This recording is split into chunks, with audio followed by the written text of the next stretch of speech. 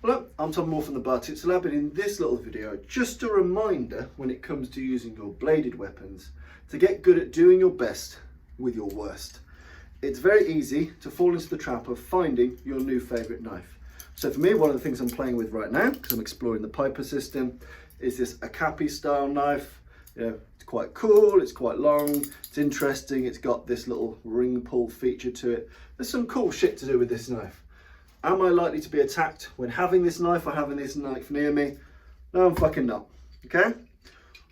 Same with these kind of little cool fruit knives. A lot of people are playing with these types of things at the moment. They work really well on kind of Reaper style attacks. They're really cool. But am I likely to be attacked when one of these is near me? No, I'm fucking not. That first knife went right into my tatami. I'm really pissed off about that. Here we go. What you need to get used to is going into environments and picking up pieces of shit, pieces of absolute shit, such as this knackered pair of scissors. Because if you're looking at knife usage for self-defense and weapons of opportunity, you need to spend much more time, in my opinion, wielding things that are going to be more common to what you can access and carry than you do with all the cool, fun, interesting knives. So I'd say make sure you devote the time to mix up your media. It's fun to play with the knife and the attributes of the different knives, long knives, short knives, curved knives, karambit knives, western knives, all that funky shit. But also make sure that you devote some time to things that you will find in normal scenarios, like a fucking pair of scissors. If you're in a school or an office situation, this might be the sharpest thing in a mile. So as soon as you've got this, how does this operate differently? How does it fit comfortably on the finger? What can I do with it? What works? What does it add? And what can I not do with this? So again, get used to being able to do your best knife work with the poorest quality tool. What is the stress durability of these particular pair of scissors?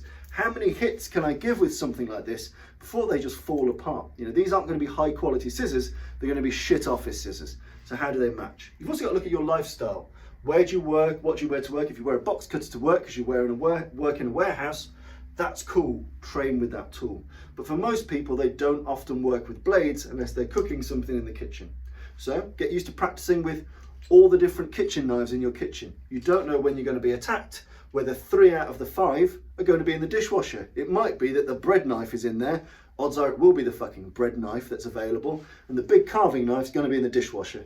Get used to working the things that are in your environment in case you pick them up. If an attacker attacks you and you go down to your kitchen, you're just going to see 5 handles. You're not going to be like carving knife, fruit knife, this knife, that knife. You're just going to be like fucking handle.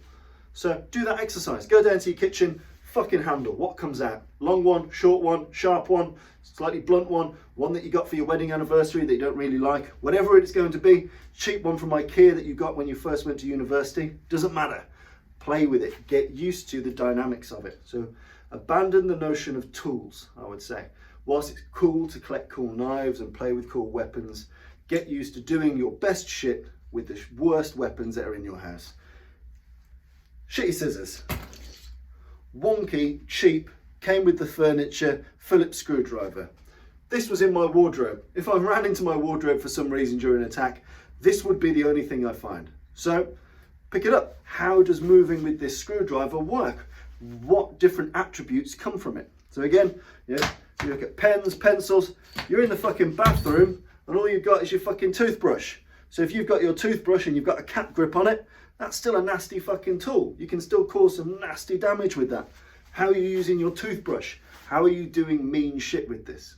So, as I'd say, cool weapons are fun. They're great fun. But if you're thinking of training for self-defense and you're in a country which doesn't easily allow for everyday carry of knives, or your occupation means that you're not surrounded by knives, unless someone breaks into the own armory in your house, and even if you keep a knife in every room, doesn't really matter. Sometimes, very often, the worst piece of shit comes out. So get used to practicing and devoting a good period of study time to weird shit that you find around your house. The wonky screwdriver, the bad set of safety scissors, use of the toothbrush, use of the pen, pencil, all of those things are going to be very conducive to keeping yourself safe.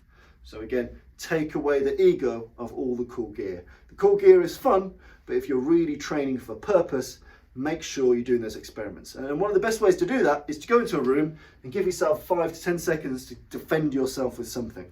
And you'll find that you don't often get the choice then of the slightly better carving knife or the slightly better combat pen that you keep in that drawer. You might just have the shit biro that's by the phone. So get used to the things that you can grab and manipulate. Some other important factors. Know when your weapon has gone beyond its brief. So know when your tool has gone past the point of usefulness. Whether you got a pencil, screwdriver, pair of scissors, if it starts to malfunction, if it starts to bend, break, snap, don't get so obsessed over the tool that you stick with something which is inferior to you using your elbow or your fist or your head or your grappling or slamming them into the wall. Don't persist in stabbing someone with a slightly blunted pencil now when I can ram your head into the wall. So again, bear in mind that you also need to be able to let things go. You need to have a Buddhist attitude towards your weapons. Once it's gone past the point of usefulness, and get used to understanding when that is, once it's gone past its sell-by date, once its utility is less than other things, get able to discard that and move to other tools. That's a very important thing. And also understand how very rare it is for you to be able to access a tool mid-fight. So if you look at a lot of footage, whilst we talk a lot about incidental weapons and weapons of opportunity, the best ways they are deployed is when people have clocked the threat, grabbed the thing, and then fought. So they've had the awareness to grab the thing, then fight. Grabbing a thing whilst you're fighting is rarer than you think. It does happen, but it's rarer than you think. So bear in mind that, understanding how to equip yourself early with something and not being overly choosy with what that is.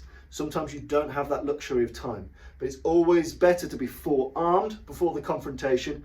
It's better the worst weapon at the best time than the best weapon at the worst time. So, whether you get that bread knife as opposed to the carving knife, but you can get it 2 seconds faster, take that slightly inferior weapon, because the timing in which you deploy it will be much more favorable to you and much more favorable to your successes. So, to summarize, give up your idea of ego about cool weapons and knives. Spend a lot more time practicing with things that are really genuinely in your everyday environment, and get used to being the best person with the worst tools, because then things can only get better. Soon as they go beyond their usefulness, be able, ready and willing to discard them and move on to other tools, and understand that arming yourself with the worst weapon at the best time is often more successful than the best weapon at the worst time.